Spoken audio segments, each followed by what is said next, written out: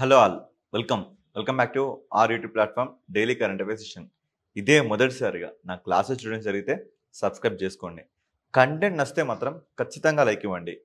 Competitive exam prepare అవుతున్న మీ friends అందరికీ ఈ వీడియో షేర్ చేయండి. అండ్ మీకేమైనా ఓన్ సజెషన్స్ ఉంటే కింద కామెంట్ బాక్స్లో కామెంట్ చేసేయండి. అండ్ మన ఈ పీడిఎఫ్ బైలింగ్వల్, ఇటు తెలుగు అటు ఇంగ్లీష్లో, కింద డిస్క్రిప్షన్లో మన టెలిగ్రామ్ లింక్ ఉంది, రోహిత్ అకాడమీ. ఆ గ్రూప్లో జాయిన్ అయ్యి ఈ డేటాని తీసుకోవచ్చు. ఓకేనా? ఎస్. చలో look in to our first current affair.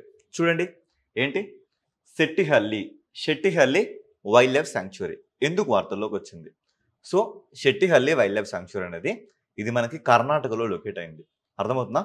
ఇది కర్ణాటకలో మనకి శరావతి రివర్ దగ్గర ఉన్న కొన్ని ఐలాండ్స్లో ఇది లొకేట్ అయింది. సో ఇంతకుముందు మనం మాట్లాడుకున్నాం ఏంటి, ఇదే శరావతి రివర్ మీద మనం సిగందూర్ బ్రిడ్జ్ అని ఒక బ్రిడ్జ్ మాట్లాడుకున్నాం.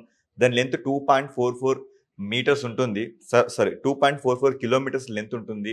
సో దీనివల్ల మనకి ఏం జరుగుతుంది, ఆ శరావతి రివర్ మీద ఈ సాగర్ తాలూకా మొత్తంగా మనం షిమోగా డిస్ట్రిక్ట్లో సాగర్ తాలూకా నుంచి చౌడేశ్వరి టెంపుల్కి వెళ్ళడానికి ఒక రూట్ దాదాపు 6 డికేట్స్ నుంచి మనం ఫైట్ చేస్తే ఇప్పుడు వచ్చింది అని మనం మాట్లాడుకున్నాం. సో ఎగ్జాక్ట్గా ఇది కూడా అదే లొకేషన్లో మనకు కనబడుతుంది. ఎందుకంటే వెరీ రీసెంట్గా దీని యొక్క విస్తీర్ణాన్ని తగ్గించాలి అనే ఒక ప్రతిపాదనని కర్ణాటక ప్రభుత్వం ఆమోదించడం వల్ల అప్పుడు ఏం జరిగింది, మనకి వైల్డ్ లైఫ్ ప్రొటెక్షన్ యాక్ట్ కూడా ఉంది 1972, అండ్ సుప్రీంకోర్టు ఆదేశాలని ఉల్లంఘించింది. అయితే జాతీయ వన్యప్రాణుల బోర్డు అనేది 300 చదరపు కిలోమీటర్ అంటే 300 స్క్వేర్ కిలోమీటర్స్ వరకు అభయారణ్యంకి డీనోటిఫైకి పరిహారం చెల్లించేలా చూడడంలో విఫలమైంది. సో మొత్తం మీద ఏంటి అంటే ఈ వైల్డ్ లైఫ్ శాంక్చురీ యొక్క ఏరియాని డిక్రీజ్ చేయాలనుకుంటున్నారు. సో ఎందుకు డిక్రీజ్ చేయాలనుకుంటున్నారంటే వెదర్ మినరల్సే కానీ లేదా అక్కడున్న లైక్ ఏదైనా ఎన్వైరన్మెంట్ ఇష్యూస్లో వాళ్ళకి యూజ్ అయ్యే విధంగా ఏదైనా మైనింగ్ కానీ వీటికి సంబంధించి దీన్ని తగ్గించాలి అని అనుకుంటున్నారు. సో ఇక్కడ చూస్తే మనకి వైల్డ్ లైఫ్ యాక్ట్ ఈ 1972 అండ్ సుప్రీంకోర్టు ఆదేశాలు ఈ రెండిటిని ఈ కర్ణాటక గవర్నమెంట్ ఉల్లంఘించింది అనేది కాంటెక్స్ట్. సో ఈ కాంటెక్స్ట్లో మనం దీని జాగ్రఫికల్ లొకేషన్ చూడాల్సిన అవసరం మనకు ఉంది. ఓకే, సో మనం అబ్జర్వ్ చేస్తే ఇది సేమ్ మనం నిన్న మాట్లాడుకున్న షిమోగా డిస్ట్రిక్ట్లో మనకి లొకేట్ అయింది. ఇది ఎప్పుడు వైల్డ్ లైఫ్ శాంక్చురీగా అనౌన్స్ అయింది అంటే 1974లో అనౌన్స్ అయింది. ఇక చూస్తే ఇక్కడ మనకు ఒక డ్యామ్ కూడా కనబడుతుంది, that located the Tunga anicut dam. So ఏంటి, తుంగా అనికుట్ డ్యామ్ అనే డ్యామ్ మనకి ఇక్కడ లొకేట్ అవుతుంది. సో చూస్తే ఇదంతా మళ్ళీ మనం ఒకసారి రియల్ టైంలో చూద్దాం పదండి. ఎస్, రియల్ టైంలో. సో ఒకసారి చూడండి, ఇదంతా ఏంటి మనకి వెస్టర్న్ ఘాట్స్లో మనకి శరావతి రివర్ మీద ఇది మనకి లొకేట్ అయింది. చెప్పాలంటే Sharavathi valley wildlife sanctuary అని కూడా మనం దీన్ని అంటున్నాం. ఓకేనా? సో ఇది అండి. సో మొత్తం స్ట్రక్చర్ వచ్చేసి ఇది. ఈ స్ట్రక్చర్ వైజ్గా ఇలా మనకి ఈ వైల్డ్ లైఫ్ శాంక్చురీ లొకేట్ అయింది. దీన్ని ఇప్పుడు 300 స్క్వేర్ కిలోమీటర్స్ వరకు తగ్గించాలి అనుకుంటున్నారు. అండ్ మొన్న చెప్పినట్లుగానే ఈ శరావతి రివర్ యొక్క end point, I mean estuary అంటాం కదా మనం, అంటే where river meets ocean. So ఆ ప్లేస్ ఎక్కడుంది మనకి, హొన్నావర్ కనబడుతుంది కదా మీకు, హొన్నావర్. ఈ హొన్నావర్ అనే ఏరియా దగ్గర ఈ శరావతి రివర్ ఇటున్న బే ఆఫ్ అరేబియాలో మర్జ్ అయిపోతుంది. Okay, yes. నెక్స్ట్ సో దీని మీద మనం కొన్ని ప్రాక్టీస్ క్వశ్చన్స్ని సాల్వ్ చేద్దాం. సో ఫస్ట్ క్వశ్చన్ చూడండి, ఈ షెట్టిహల్లి వైల్డ్ లైఫ్ శాంక్చురీ ఎక్కడ లొకేట్ అయింది మనకి, కర్ణాటక. సో ఇక్కడ చూసుకుంటే ఇన్సైడ్ దీని లోపల మనకి ఏ డ్యామ్ ఉంది, ఏ డ్యామ్, తుంగా అనికుట్ డ్యామ్ మనకు ఉంది. సో చూసుకుంటే ఎంతవరకు, what is the total area covered by the Shettihalli wildlife sanctuary, ఎంత, 395 స్క్వేర్ కిలోమీటర్స్ వరకు మనకి ఇది లొకేట్ అయింది. ఓకేనా? ఎస్. ఇక నెక్స్ట్ కంచట్కా పెనిన్సులా. సో దీని గురించి మనం మొన్న కూడా మాట్లాడుకున్నాం. ఏంటి, క్లూచెవోడ్స్కోయ్ వాల్కెనో అని ఒకటి రష్యాలో ఉంది, అది వెరీ రీసెంట్గా ఎరప్ట్ అయింది అని మాట్లాడుకున్నాం కదా. సో చూడండి, మన కరెంట్ అఫైర్స్ స్టార్ట్ అయినప్పటి నుంచి ఇప్పటి వరకు దాదాపుగా మనం ఒక 10 నుంచి 15 వాల్కనోస్ని మనం అడ్రస్ చేస్తాం. అదేవిధంగా వెరీ రీసెంట్గా మనం క్లూచెవోడ్స్కోయ్ వాల్కెనో గురించి కూడా అడ్రస్ చేస్తాం. అండ్ అది ఏ పెనిన్సులా, కంచట్కా ద్వీపకల్పంలో ఉంది. First of all what is peninsula అంటే ఏంటి అంటే ఇలా త్రీ సైడ్స్ మనకి వాటర్ తోని ఇది కప్పబడి ఉంటుంది. It is covered by the water 3 sides and 1 side is land surface గా మనకు ఉంటుంది. సో ఈ ఇటీవల కంచట్కా రష్యాకు తూర్పున, అంటే రష్యాకి ఈస్ట్ సైడ్ ఉంటుంది. ఈ కంచట్కా మళ్ళీ ఎందుకు లైమ్ లైట్లోకి వచ్చిందంటే 5 భూకంపాలు, మళ్ళీ 5 ఎర్త్క్వాక్స్ ఇక్కడ వచ్చినాయి. సో ఇది కాంటెక్స్ట్. ఒకసారి ఈ డేటా మొత్తం చదవడానికంటే ముందు మనం ఒకసారి రియల్ టైంలో దీన్ని అబ్జర్వ్ చేద్దాం. ఓకేనా? ఒక్కసారి రియల్ టైంలో మనం చూద్దామండి. ఓకేనా? సో ఇక్కడ చూడండి, ఇది మనం చూస్తున్న కంచట్కా. ఓకేనా? సో ఇదంతా ఏంటి, మనకి Pacific ocean fire of ring అని మనం మాట్లాడుకుంటాం కదా. అంటే ఈ ప్లేస్ ఇప్పుడు మనకు కనబడుతున్న ఈ ప్లేస్ మొత్తం నిత్యం ఏదో ఒక అగ్ని పర్వతాలు కానీ, ఏదో ఒక రకమైన ఎర్త్ క్వాక్స్ కానీ, వీటన్నిటికీ నిలయమైంది. ఇదంతా నార్త్ పసిఫిక్ రేంజ్. ఇక్కడ మీకు కనబడుతుంది కదా, నార్త్ పసిఫిక్ ఓషన్. సో ఇప్పుడు మనం ఈ కంచట్కా గురించి మాట్లాడుకుందాం. ఓకే, సో చూడండి, ఇదంతా మనకి రష్యా. ఇదంతా మనకి కంప్లీట్గా రష్యా. ఇక్కడెక్కడో మన ఇండియా ఉంది, కనబడుతుంది కదా మన ఇండియా. సో ఇక్కడ సో మనకి కంచట్కా ఎక్కడ లొకేట్ అయింది, ఈ ప్లేస్లో లొకేట్ అయింది. మనం పెనిన్సులా అన్నాం కదా, చూడండి, ఇటువైపు వాటర్, ఇటువైపు వాటర్, ఇటువైపు వాటర్. సో వన్ ప్లేస్ అనేది మనకి ల్యాండ్ సర్ఫేస్గా ఉంది, అందుకే మనం దీన్ని ఏమంటున్నాం, పెనిన్సులా అంటున్నాం. సో ఇది అండి కంచట్కా అనే పెనిన్సులా. సో కంచట్కా అనే పెనిన్సులా ఇటు సైడ్ చూస్తే మనకి ఏ సముద్రం కనబడుతుంది. సో చూడండి, సీ ఆఫ్ ఒకోట్స్క్, సీ ఆఫ్ ఒకోట్స్క్ అనే సముద్రం మనకు కనబడుతుంది కదా. సో ఇటు సైడ్ చూడండి, ఇటు సైడ్ మనకి ఏ సముద్రం కనబడుతుంది, బేరింగ్ సముద్రం. బేరింగ్స్ కనబడుతుందా?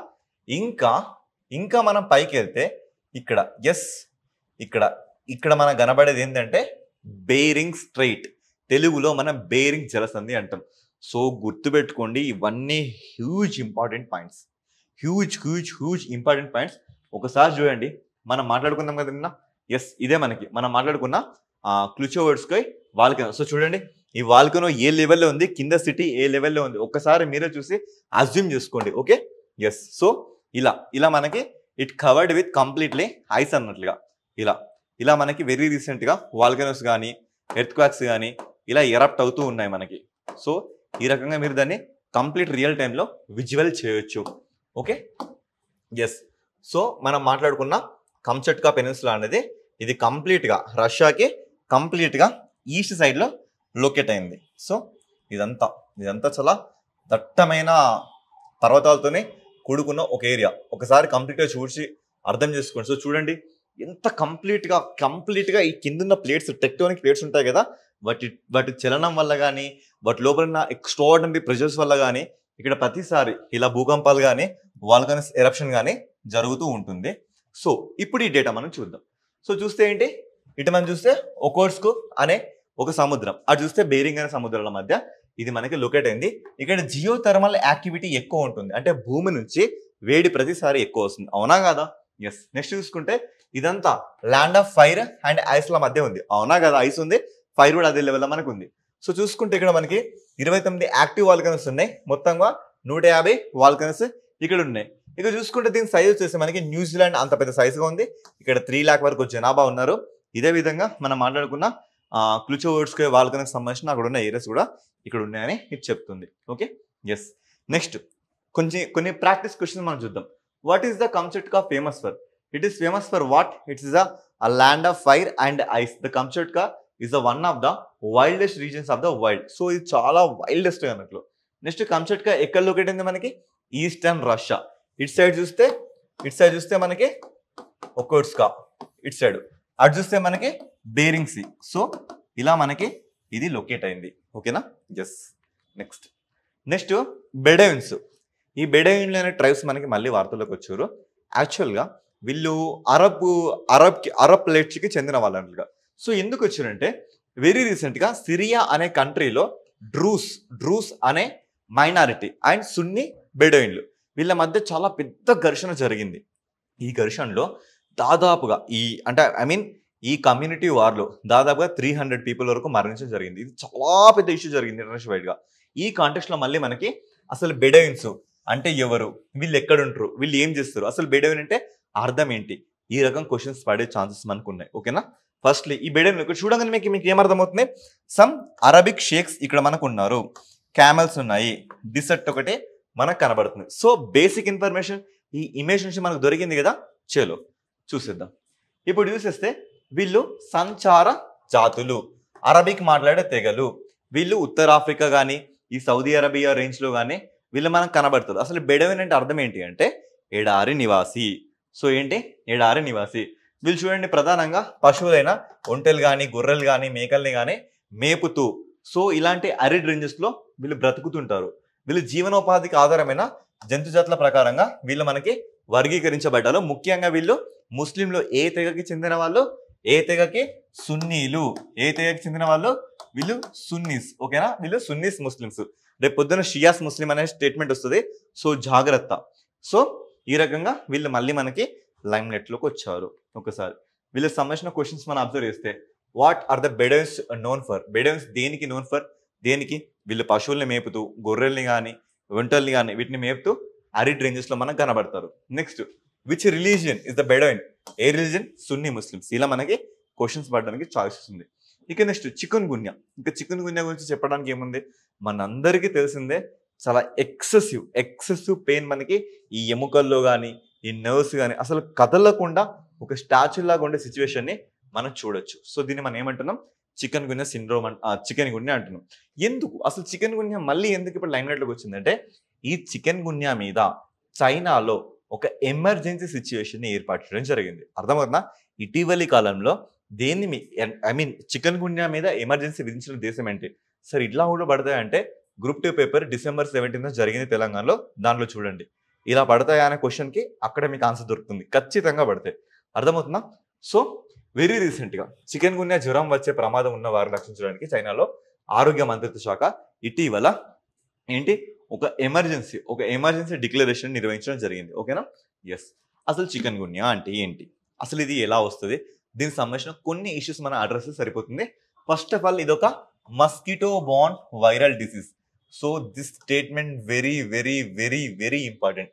ఇక్కడ ఏంటి వైరల్ అనే వర్డ్ మనకు వచ్చింది. This is not bacterial or fungi. ఓకేనా? This belongs to viral. ఇది ఒక severe joint pains. So very recent గా నేను కూడా ఎక్స్పీరియన్స్ చేయడం జరిగింది. చాలా దారుణమైన ఈ జాయింట్స్, మన ప్రతి జాయింట్స్ ఇలా ఇక్కడ కనబడుతున్న ప్రతి జాయింట్స్ లో మనకి ఎక్సెసివ్ గా పెయిన్ వస్తూ ఉంటది.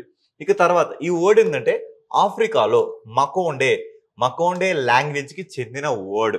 అంటే చికున్ గున్యా కాదండి, చికున్ గున్యా అంటే అర్థం ఏంటంటే బెంట్ ఓవర్ ఇన్ పెయిన్, అంటే నొప్పితో వంగిపోవడం అన్నట్లుగా. అర్థమవుతుందా? నొప్పితో వంగిపోవడం. ఏ భాష? ఆఫ్రికన్లో మకోండో లాంగ్వేజ్. సో చూసుకుంటే it was first described during outbreak in southern Tanzania in 1952. అంటే ఫస్ట్ టైం ఇది మనకి దక్షిణ టాంజానియాలో 1952లో మనం దీన్ని చూడడం జరిగింది. ఇక తర్వాత it is reported in more than 110 countries in Asia కానీ, ఆఫ్రికా కానీ, అమెరికాస్ కానీ, యూరోప్ కానీ, ఈ ప్రతి ఏరియాలో మళ్ళీ మనం దీన్ని చూడడం జరిగింది అని స్టేట్మెంట్ చెప్తుంది. ఓకేనా? సో మీ అందరి కోసం నేను తీసుకొచ్చిన క్వశ్చన్ ఏంటంటే సార్ పడతాయి అంటే డెఫినెట్ గా పడతాయి. ఎందులో పడితే మనకి బయాలజీ స్పెక్ట్రంలో ఇలా క్వశ్చన్స్ పడడానికి మనకి ఛాన్స్ ఉంది. సో ఇక్కడ ఏంటి అంటే ఇంగ్లీష్ మీడియం వాళ్ళు, తెలుగు మీడియం వాళ్ళు అక్కడ చూడండి, ఇంగ్లీష్ మీడియం వాళ్ళు ఇక్కడ చూడండి. సో క్వశ్చన్ ఏంటి అంటే కాసెస్ అంటే ఏ దోమ కుట్టడం వల్ల, అది వైరస్సా, బ్యాక్టీరియానా, ఫంగలా. సో మలేరియా కాస్ ఏంటి, డెంగీ కాస్ ఏంటి, తర్వాత ఫైలేరియాస్ అంటే తెలుగులో బోధకాలు లేదా ఎలిఫెంటియాస్ ఫైలేరియాస్ అంటాం కదా మనం. సో వీటికి ఏ దోమలు కారకాలు, ఆ దోమలతో పాటు అవి వైరలా, బ్యాక్టీరియానా, ఫంగసా. So do comment. అర్థమవుతుందా? సో ఇలాంటివి కమెంట్ చేయకపోయినా పర్లేదు కానీ ఖచ్చితంగా మీ నోట్స్లో మాత్రం నోట్స్ చేసుకోండి. ఎందుకంటే డెఫినెట్గా ఇప్పటి వరకు అడిగాడు అండ్ అడగబోతాడు. ఇదే ప్రాక్టీస్ మనం చూస్తూ వచ్చాం. జాగ్రత్త. ఎస్ఐపిసి కానీ లేదంటే సిహెచ్ఎస్ఎల్ కానీ, సిజిఎల్ కానీ డెఫినెట్గా బయాలజీ స్పెక్ట్రంలో ఇలాంటి క్వశ్చన్స్ మనం చూస్తాం. విటమిన్స్ మీద ఎలా క్వశ్చన్స్ వస్తాయి అదే విధంగా ఇలాంటి క్వశ్చన్స్ కూడా మనం చూడొచ్చు. ఓకేనా? ఎస్. నెక్స్ట్ ఇక దీనికి సంబంధించి మనం చూస్తే ఏ దోమలు కుట్టడం వల్ల వస్తాయంటే ఇక్కడ చూడండి, ఎడిస్ దోమ, ఎడిస్ ఎజిప్టి అండ్ ఎడిస్ ఆల్బోపిక్టస్. ఈ రెండు పేర్లు మాత్రం ఖచ్చితంగా గుర్తుపెట్టుకోండి. డెఫినెట్గా గుర్తుపెట్టుకోండి. అండ్ మోర్ ఓవర్ ఇది అంటువ్యాధి కాదు. సో మనం క్వశ్చన్ చూస్తే what is chikungunya, how is chikungunya transmitted, why is the chikungunya ఆఫ్ అండ్ difficult to diagnose accurately. So ఇలా చూసుకుంటే సరిపోతుంది మనం. ఓకే. నెక్స్ట్ మనకి తువ్వాలు గురించి ఎంత అని చెప్పాలి, ఏమని చెప్పాలి. ఆల్మోస్ట్ ఇది కంప్లీట్ గా డిసపియర్ అయిపోవడానికి చాలా దగ్గరకు వస్తుంది. ఎందుకు అంటే గ్లోబల్ వార్మింగ్ వల్ల మనకేంటి గ్లేషియర్స్ కంప్లీట్గా మెల్ట్ అవుతున్నాయి. మెల్ట్ అవడం వల్ల ఏం జరుగుతుంది, ఐస్ మెల్ట్ అవడం వల్ల వాటర్ రేట్, ఆ వాటర్ యొక్క పర్సంటేజ్ పెరుగుతుంది. ఈ వాటర్ పర్సంటేజ్ పెరగడం వల్ల ఫర్ ఎగ్జాంపుల్ ఇది మనకు ఒక ఓషన్ అనుకోండి, ఇది మనకి ఒక ల్యాండ్ సర్ఫేస్. సో ఈ ఓషన్ ఇలా ప్రతి సంవత్సరం పెరుగుతుంది. ఇలా పెరిగాక సో ఈ ల్యాండ్ సర్ఫేస్ని కవర్ చేస్తుంది కదా. సో ఇక్కడ మనం ఈ తువాలు కంట్రోల్ చూసుకుంటే జస్ట్ ల్యాండ్ సర్ఫేస్ 4.5 మీటర్ మాత్రమే ఇలా హైట్ మనకు ఉంటుంది. ఈ 4.5 మీటర్ హైట్, సో చూడండి ఇది ఫూనాఫూటి అనే ఆ తువాలు క్యాపిటల్. ఇలాంటి దేశంలో సో ఇది మునిగిపోవడం ఎంత చెప్పండి, ఒక్క గట్టి వరద వస్తే ఇది కంప్లీట్గా ఇలా మనకి మునిగిపోతుంది. అయితే ఇప్పుడు థింగ్ ఏంటంటే ఈ దేశం నుంచి వెళ్ళిపోవడానికి, ఈ దేశం నుంచి తప్పించుకుని వెళ్ళిపోవడానికి ఆ దేశ పౌరులకి వీసా మంజూరు చేయడం జరిగింది. ఎన్ని 5000 వీసాల వరకు. ఒకసారి ఇక్కడ చూడండి, వాతావరణ మార్పుల వల్ల ఇక్కడున్న చెత్త ప్రభావం, ఇక్కడున్న డస్ట్ ప్రభావం వల్ల ఇక్కడున్న నివాసితులు ఈ దేశం నుంచి తప్పించుకుని పోవడానికి మొట్టమొదటి వలస వీసా కోసం 5000 మందికి పైగా దరఖాస్తు చేసుకున్నారు. సో చూడండి, it is very dangerous acute issue. ఎందుకంటే ఒక దేశం నుంచి వెళ్ళిపోవడానికి వలస వీసాలు ఇచ్చారంటే అర్థం చేసుకోండి అలా. సో ఒకసారి ఈ తువాలు గురించి మనం చూస్తే, సో ఫస్ట్ ఇది చదవడానికంటే ముందు మనం రియల్ టైం చూద్దామా, ఒకసారి చూద్దాం. ఎస్, ఒకసారి చూస్తే మీకే అర్థమవుతుంది. చూడండి, ఫూనాఫూటి అంటే ఏంటో కాదు, ఈ తువాలు క్యాపిటల్ అన్నట్లుగా. చూడండి ఇక్కడ మనకి హవాయి కనబడుతుంది, హవాయి. సో ఇక్కడ మనకి న్యూజిలాండ్ కనబడుతుంది, ఇక్కడ మనకి ఫిజీ, ఇక్కడ పపువా న్యూగినియా కనబడుతుంది. సో ఇదంతా మనకేంటి, సో ఇదంతా చూడండి, ఇక్కడ మీకు ఫిజీ కనబడుతుంది, టోంగా కనబడుతుంది, సమోవా కనబడుతుంది. ఈ రేంజ్లో మనకి ఈ ఐలాండ్స్ అనేటివి మనకి ఇక్కడ లొకేట్ అయినాయి. సో ఒకసారి చూడండి, ఇవన్నీ మొత్తంగా ఒక 9 ఐలాండ్స్, మొత్తం 9 ఐలాండ్స్ కలిపి మనం తువాలు కంట్రీగా తీసుకోవడం జరుగుతుంది. ఒకసారి చూడండి, ఇది ఎంత చిన్న కంట్రీయో ఇప్పుడు మీకే అర్థమవుతుంది. ఒకసారి మీరు క్లియర్గా దీన్ని అబ్జర్వ్ చేయండి. ఒకసారి క్లియర్గా ఎంత ఎంత ఎంత ఎంత చిన్నగా ఉందండి. ఒకసారి మీరు కానీ రన్నింగ్ ఇక్కడ స్టార్ట్ చేస్తే అక్కడికి వెళ్ళడానికి మీకు ఒక 5 minutesలో అయిపోతుంది. అంత చిన్నదండి ఈ దేశం. సో ఇలా మనకి ఈ దేశం కనబడుతుంది. ఈ దేశంలో ఒక చిన్న ఎయిర్పోర్ట్ కూడా ఉంది, కనబడుతుంది కదా మీకు. ఇలా ఈ దేశానికి ఒక చిన్న ఎయిర్పోర్ట్ కూడా ఉంది ఇలా. సో ఇంతే, ఈ దేశం ఇంతే. ఇక అయిపోయింది. ఇంత ఒక దిల్సుఖ్ నగర్ అంతా, ఒక అశోక్ నగర్ అంతా అంత చిన్నగా మనకు కనబడుతుంది. ఇది కంప్లీట్గా ఇంకొద్ది రోజుల్లో వాటర్ మొత్తం ఫామ్ అయ్యి ఇది కనబడకుండా పోతుంది. ఈ కాంటెక్స్ట్లో ఇక్కడ ఇలాంటప్పుడు మనకి చెత్త కూడా ఎక్కువగా ప్రొడ్యూస్ అవుతుంది కదా. సో అలా అన్నట్లుగా. సో ఇక్కడ నుంచి తప్పించుకొని వెళ్ళిపోవడానికి సిటిజన్స్ వీసాలు కూడా అప్లై చేస్తున్నారు. ఇది మనకి ఈ లెవెల్ ఆఫ్ ఆర్చిపెలాగో లాగా మనకి కనబడుతుంది. ఓకేనా? ఎస్. నెక్స్ట్ ఇప్పుడు చూస్తే మనకి ఇప్పుడు మాట్లాడుకుందాం. వీటన్నిటిలో ఒకప్పుడు మనం ఏమన్నామంటే ఎలిస్ ఐలాండ్స్ అనే పేరుతో పిలిచినాం. మనం ఏమని పిలిచాం? Ellis islands. ఇక చూస్తే ఇవి ఎక్కడ మనకి లొకేట్ అయినాయి? అటు హవాయి, ఇటు ఆస్ట్రేలియా. సో మొత్తంగా పసిఫిక్ ఓషన్లో ఇటు హవాయి, ఇటు ఆస్ట్రేలియా, అంటే మనం న్యూజిలాండ్ అని చెప్పాం కదా ఇంతకుముందు, వీటి మధ్య మనకి లొకేట్ అయినాయి. ఓకేనా? నెక్స్ట్ చూసుకుంటే ఇక దీని దగ్గర చూసుకుంటే మనకి కిరిబాటి కానీ ఫిజీ కానీ కనబడ్డే లేవా? ఫిజీ, కిరిబాటి, సమోవా ఇంతకుముందు మనం మాట్లాడాం కదా. సో ఇలా ఇక దీని క్యాపిటల్ చూసుకుంటే ఫూనాఫూటి. ఇక లాంగ్వేజ్ ఏమేమి మాట్లాడతారంటే ఒకటి తువాలియన్ లాంగ్వేజ్ మాట్లాడతారు, ఇంకోటి ఇంగ్లీష్ అయితే కామన్గా మనకి ఇక్కడ మాట్లాడతారు. ఓకేనా? ఎస్. ఇక ఇక్కడ ఇది చూసుకుంటే మనకి ఇది యునైటెడ్ కింగ్డమ్ నుంచి 1978లో దీనికి స్వాతంత్రం లభించింది. అండ్ ఇక్కడ కూడా పార్లమెంట్ సిస్టమే మనకు కనబడుతుంది. ఓకేనా? ఆ దేశాన్ని కూడా రాజు ఏంటి, పార్లమెంట్ సిస్టమ్ ఏంటి అనుకుంటారా, దాన్ని కూడా ఉంది. ఓకే? ఎస్. నెక్స్ట్ మనకి క్వశ్చన్స్ ఎలా వస్తాయి సార్? క్వశ్చన్స్ చూడండి, వేర్ ఇస్ తువాలు లొకేటెడ్? ఎక్కడ లొకేట్ అయిందండి? పసిఫిక్ ఓషన్లో, ఇటు కింద ఆస్ట్రేలియా, ఆ మీద హవాయి, ఈ మధ్యలో తువాలు మొత్తంగా 9 ఐలాండ్స్తో లొకేట్ అయింది. నెక్స్ట్ దీని క్యాపిటల్ ఏంటి? ఫూనాఫూటి. సో ఇవి లో లయింగ్ ఐలాండ్స్. మొత్తం తువాలు ఎన్ని islands? 9 islands. What is the main occupation of the most people? ఇక్కడ ఇలా పీపుల్కి ఏముంది?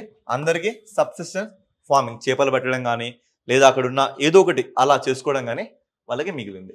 ఇక నెక్స్ట్ మనం కొన్ని పేపర్ కట్స్ గమనిస్తే after corona and Galwan valley, మనకు తెలుసు కదా ఈ గాల్వన్ వ్యాలీ సంఘటనలో సంతోష్ బాబు అనే ఒక ఆర్మీ పర్సన్ని మనం కోల్పోవడం జరిగింది, సూర్యాపేటకు చెందిన సంతోష్ బాబు.